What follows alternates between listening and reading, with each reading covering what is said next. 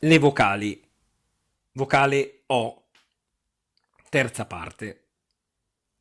Si pronuncia invece nelle sillabe toniche U italiana quando è chiusa con una o più consonanti e non si accenta mai.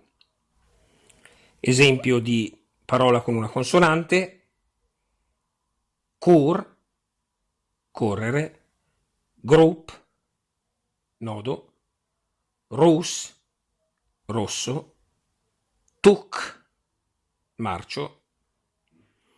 Con più consonanti: color, colore, dolor, dolore, gibul, ammaccatura, torta, torta, tusa, figlia. Si pronuncia O italiana anche quando è doppia la O in finale di parola.